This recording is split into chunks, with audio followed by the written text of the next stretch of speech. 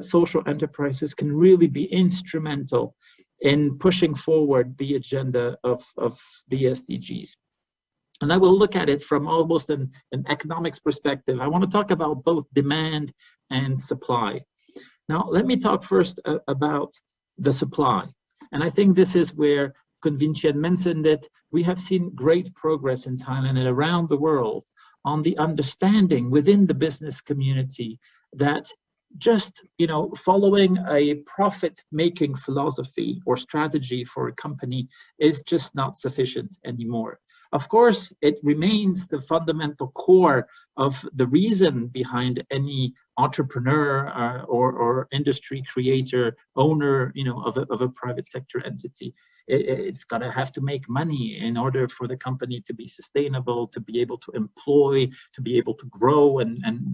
reach bigger markets and sell better. But more and more, the companies realize that unless they take a broader perspective on the ecosystem in which they are operating, this sustainability model fails, right? If they do not understand that they have to supply products and inputs in their production chains that come from sustainable sourcing, if they don't understand that they need to provide decent working conditions and treat their laborers, their manpower with the rights that they deserve, by making sure that they come to work with a positive and constructive spirit and a collaborative way, that if they don't understand that the output of their production should not have a negative impact on the environment, either air pollution or water pollution, or just putting too much plastic on the markets, making no effort at recycling, if their energy source is from fossil fuels instead of being from renewables or from new sources like hydrogen or solar, all those conditions are now at the center of decision making in the businesses. And that's really, really a big progress. And it does not only apply to large companies that are listed on the stock market, it also very much applies to small and medium-sized enterprise that we know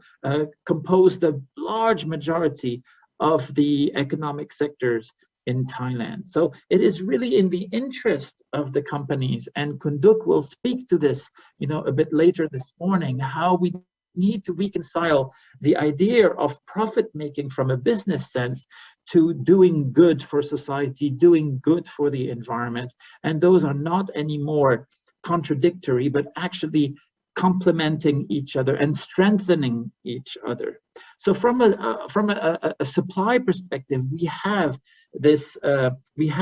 successfully achieved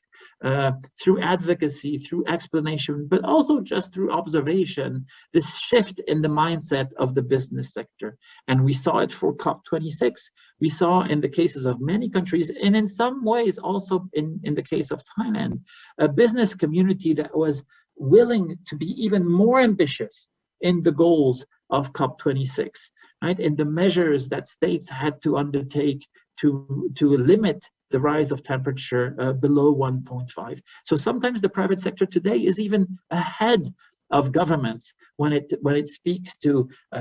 climate action, when it speaks to biodiversity conservation, sometimes unfortunately to a lesser extent when it speaks to social issues. But reduction of inequalities will translate in more markets for the companies, because more people will be able to afford, through increased livelihoods and increased income, will be able to afford more products and services that those private sector companies bring to the market. Right? So a really important message this morning is we are on the right path when it comes to the demand, and enterprises, including of course social enterprises more than all, are bringing this agenda at the core of the companies. Making cannot be the only driving force behind the private sector. But I also want to talk about the demand. And here is where we observe, around the world, including in Thailand, a real shift in the attitude and in the level of demand, the level of expectation of the citizens, of the individuals, of the customers, right? And we know, and it's very simple to observe, more on higher quality products, on products that they can they know and they have more information about where is it supplied from, how are the workers being treated in the factories or in the fields where this product is being produced. They wanted to know that no child labor has been used when it comes, and we know this story that made the headline news a few years back during the World Cup of football. They want to make sure that the balls that are being used on the soccer field are not produced by small hands of children in factories in Asia. So there are a lot of shifts also in the habits and in the demand of the consumers. They want to make sure that companies respect environmental standards, social standards, that they are being audited. They demand the production of annual reports that show the commitment of those companies. They expect companies to join platforms like the Global Compact, like other groups of companies that get together, to commit to better behavior. And then here again, within the business sector, the social enterprises are the ones that, by definition, because of their DNA, are the best placed. They are the best examples of how we combine supply and demand of better behavior and a complementation of those two visions, visions of profit making for the economic sustainability of the company, but also a vision of sustainability because of how the company is behaving in its ecosystem in society, by respecting the environment in its production chain, by respecting social equity, non-discrimination, human rights values within the company, but also beyond the company itself, with its supply chain, along with its communities and the workers and the families of their workers. So I really think we are very much at a turning point today, and I believe that social enterprises, should really be supported and encouraged. Right? The ecosystem, and I'm sure Kunnapa will speak to this, in Thailand, we need to have a very conducive environment to support social enterprises, because they are the best example of this combination of agenda between profit, doing good, and doing well for companies. If we have them as strong champions behind the SDGs, I think once again we'll have, through a mix of private entrepreneurship spirit, but also citizen demand and citizen appetite for more development, targeting good society models, I think that will only offer one option for government, which is to support this from a regulatory, a legal perspective, but also provide incentives through budgetary inputs, so that the whole of society, is geared towards a common agenda, a common vision of biocircular green, of sufficiency economy philosophy, of SDGs and Agenda 2030, but that allows us to accelerate the pace towards those objectives, because it is badly needed. And the consequences of us not achieving this would be really detrimental to the quality of our lives, and even to many aspects, our sustainability as a humankind on our planet. So with this, thank you very much for giving an opportunity for UNDP to share our perspective on all those matters. And I wish you a very, very fruitful rest of the conference on this